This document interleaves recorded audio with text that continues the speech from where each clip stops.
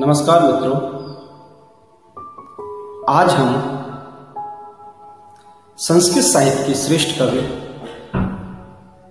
महाकवि भर्तृहरि के शतकत्रय, नीति शतकम, श्रृंगार शतकम और वैराग्य शतकम में से नीति शतकम के विषय में चर्चा करेंगे। नीति शतकम के प्रथम श्लोक की चर्चा करेंगे। महाकवि भर्तृहरि ने उस परंपरा का निर्वहन किया है जो भारतीय परंपरा है। जैसा कि आप जानते हैं, ये भारतीय परंपरा रही है कि कोई भी काम निर्विघ्नता से पूर्ण करने के लिए अपने इष्ट देव को याद किया जाता है। इस परंपरा का निर्वहन करते हुए अपने इस गीत काव्य नीति शतकम को निर्विघ्नता से पूर्ण करने के लिए भगवान की आराधना की है। उस भगवान की आराधना की है जो निर्गुण है, निराकार है। उस निराकार परम ब्रह्म की उपासना की है। तो अपने मंगलाचरण में महाकवि भर्तृहरि ने उस परम ब्रह्म, उस निराकार परम ब्रह्म की उपासना करते हुए लिखा है।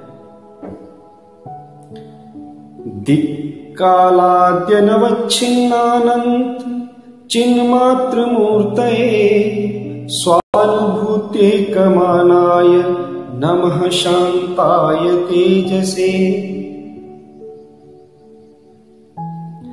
उस निराकार परम ब्रह्म की उपासना करते हुए महाकवि भर्तृहरि लिखते हैं कि वह परमेश्वर, वह परम ब्रह्म।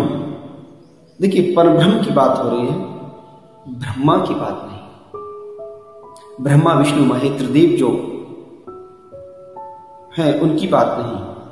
यहां पर चर्चा हो रही है निराकार, निर्गुण, जिसका कोई आकार नहीं है।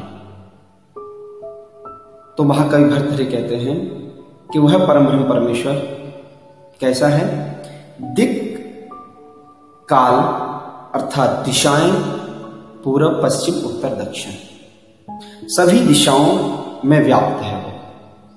काल, वह तीनों कालों में, भूत, वर्तमान और भविष्य का, वह तीनों कालों में व्याप्त है, अवच्छिन्न। तो कहते हैं परम परमेश्वर अनवच्छिन्न। वह परम परमेश्वर तीनों कालों से परे है, अर्थात सभी दिशाओं और तीनों कालों से, वर्तमान, भूत, भविष्य तीनों कालों से परे है, किसी से ढका हुआ नहीं है, अर्थात वो सर्वत्र विद्यमान है। आगे बताते हैं अनंत, दिक्कालाद्य अनवच्छिन्नानंत, अनंत है वो इसका कोई अंत नहीं है, अनंत। आगे है चिन्ह मात्र मूर्तये, चैतन्य स्वरूप वाला है। तो आचार्य भर्तृहरि यहां पर देखिए उस निराकार और परब्रह्म की जो विशेषताएं हैं वो बता रहे हैं। देखिए, नंबर 1, वह परम ब्रह्म परमेश्वर दिख सभी दिशाओं में व्याप्त है। नंबर 2, वह किसी काल में बंधा हुआ नहीं है, सभी कालों में है, अनवच्छिन्न, अपरिमित है, वो आबद्ध नहीं है, असीमित है, किसी एक क्षेत्र विशेष में आबद्ध नहीं। हम सब लोग तो आबद्ध हैं। इस संसार का प्रत्येक जीव बंधा हुआ है, नियमों में बंधा हुआ है। एक समय के बाद उसकी जीवन लीला समाप्त होनी है। मैं आबद्ध हूं, आप आबद्ध है, सब लोग बंधे हुए हैं। कोई 100 साल, कोई 200 साल, कोई 500 साल। यानी कि इस संसार में, इस पृथ्वी जो भी उत्पन्न हुआ है उसका एक समय है, एक समय सीमा में बंधा हुआ है। लेकिन वो परम ब्रह्म परमेश्वर कैसा है? अपरिमित है। समय और दिशाओं किसी में बंधा हुआ नहीं है और अनंत है, अंतहीन है। परमेश्वर कैसा है? अंतहीन है। ऐसा वह परमेश्वर चिन्ह मात्र मूर्तये, चैतन्य स्वरूप वाला है। चैतन्य स्वरूप वाला वह परमेश्वर चैतन्यता 84 लाख योनियों में जो जीव है, चैतन्य जीव है, वही उस परम ब्रह्म का स्वरूप है। जब तक प्राणी रहता है तब तक उसमें परम ब्रह्म का निवास है, उसका अंश है, और मृत्यु के बाद वो परम ब्रह्म से रहित हो जाता है, उस ब्रह्म से रहित हो जाता है। तो चेतनता ही उसका स्वरूप है। तो 5 बातें बताई। नंबर 1, वह परम ब्रह्म परमेश्वर सभी दिशाओं में व्याप्त है। नंबर 2, वह तीनों कालों में। नंबर 3, वह अपरिमित है। नंबर 4, वह अनंत है। और नंबर 5 क्या है? वह चैतन्य स्वरूप वाला है। अगर कोई फिर आपसे पूछे कि अगर उसका प्रमाण बताइए, उसका कोई प्रमाण है? तो कई भर्तृहरि कहते हैं प्रमाण है। क्या प्रमाण है? स्वानुभूति एकमात्र प्रमाण है उसका अनुभव। जो साधक, जो भक्त योग साधना से उस परम ब्रह्म का, उस निराकार परम ब्रह्म का साक्षात्कार कर लेते हैं, उसका दर्शन कर लेते हैं, और उसका जो दर्शन साक्षात्कार को जो उनके पास अनुभव है, एकमात्र वही प्रमाण है, जिसको बताया भी नहीं जा सकता, व्याख्या नहीं की जा सकती। अनुभव ही एकमात्र प्रमाण है। अनुभव, केवल अनुभव, एक्सपीरियंस, केवल अनुभव एकमात्र प्रमाण है। जैसे कोई गूंगा व्यक्ति हो और उससे पूछ जाए, रसगुल्ला दे दिया जाए खाने के, उससे पूछा कि बताओ इसका स्वाद कैसा है, तो बता नहीं सकता। वो केवल अनुभव कर सकता, आनंद लेगा, मजा लेगा, किंतु बता नहीं पाएगा। ठीक उसी तरह से उस परम ब्रह्म का साक्षात करने वाला व्यक्ति ही एकमात्र, उसका अनुभव एकमात्र प्रमाण है। तो कवि कहते हैं ऐसे नमः शांताय तेजसे, ऐसे नमः शांताय तेजसे, ऐसी तेजस स्वरूप और शांति स्वरूप परम ब्रह्म को मैं नमस्कार करता हूं। तो एक बार पुनः देखेंगे, जो परम ब्रह्म परमेश्वर सभी दिशाओं में, सभी कालों में अपरिमित रूप से व्याप्त है, जो अनंत है और जो चैतन्य स्वरूप वाला है, और केवल अनुभवी एकमात्र उसका प्रमाण है, ऐसे शांति स्वरूप, तेजस स्वरूप परम ब्रह्म को मैं भर्तृहरि नमस्कार करता हूं।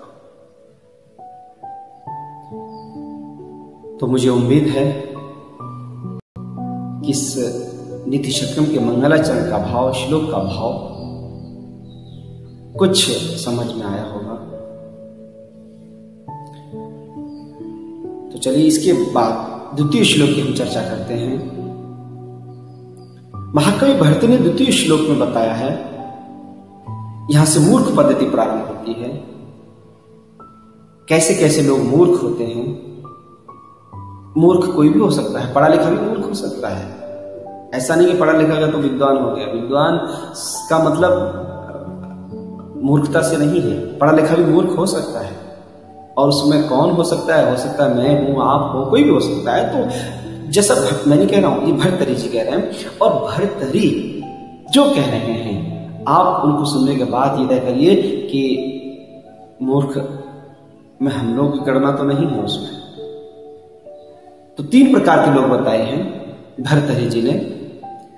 महाकवि कहते हैं कि संसार में 3 प्रकार के लोग हैं।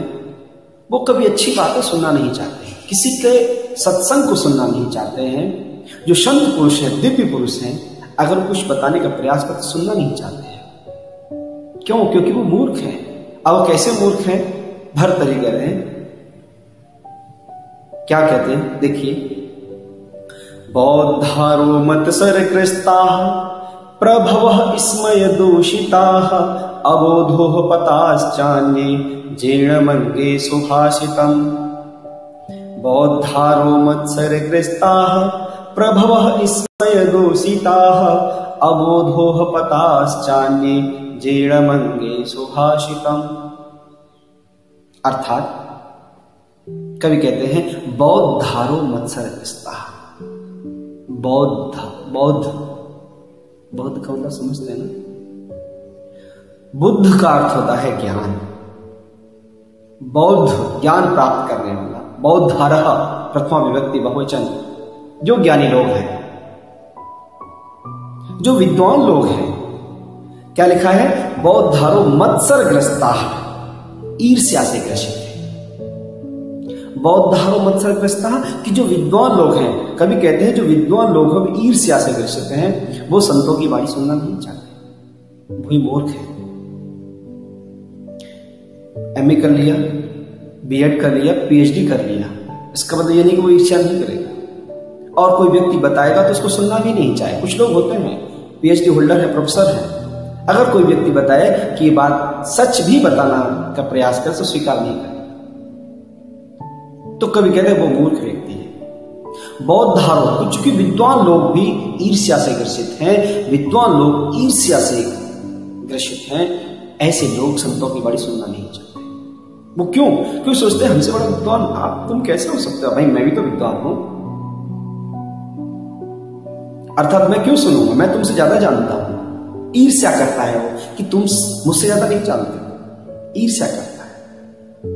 और दूसरा प्रभव इसमय दूषिता, और जो प्रभावशाली लोग हैं, राजा लोग हैं, ताकतवर लोग हैं, एमएलए बन गए, एमपी बन गए, पैसा कमा लिया, बिजनेस किया, बहुत सारा पैसा कमा लिया, धन एकत्रित करके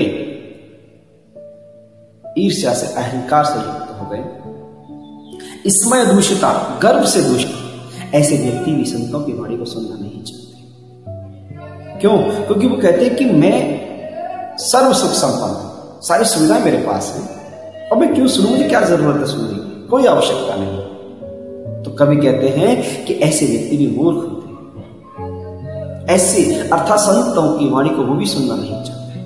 और तीसरे अबोधो उपहतश्चान्य, अन्य मन अन्य लोग, कभी कहते हैं कि जो अन्य लोग हैं वो तो अबोध हैं, अज्ञानी हैं, अबोध है, अज्ञानी हैं, वो समझ में नहीं आ रहा उनकी में, वो भी सुनना नहीं चाहते। जब कोई चीज किसी की समझ में नहीं आएगी, अगर आप हमें कोई ऐसी चीज बताने लगे जो हमारी समझ से परे हो, तो हम क्यों समझने का प्रयास करेंगे? नहीं करेंगे। तो कह रहे हो अज्ञानी है, वो अबोध है, वो भी संतों की वाणी को सुनना नहीं चाहते। तो कभी कहते हैं जीर्णम अंगेषु भाषितम्, जीर्ण मंगे सुभाषित, अर्थात जो सुभाषित है, संत पुरुषों के जो वचन हैं, वो केवल संत पुरुषों के हृदय में ही जीर्ण हो रहे हैं, क्योंकि उनको कोई सुनने वाले संसार में आ जाए।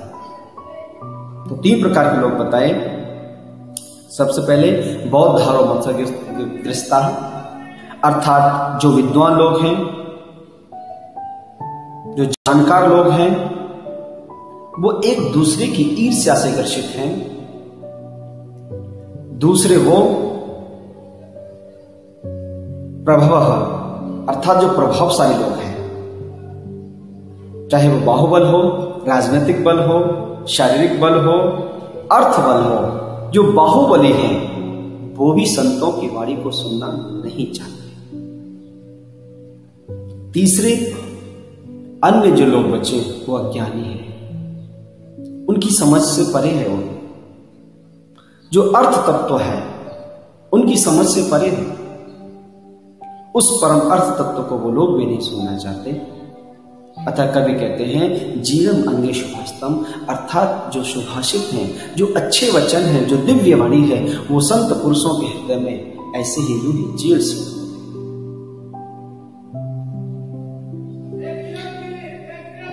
तो मैं उम्मीद करता हूं कि आज का ये मेरा प्रयास अगर आपको थोड़ा सा भी अगर अच्छा लगा होगा तो मुझे इसकी प्रतिक्रिया स्वरूप और सुझाव भी देंगे कि इसमें क्या और बेहतर किया जा सकता है।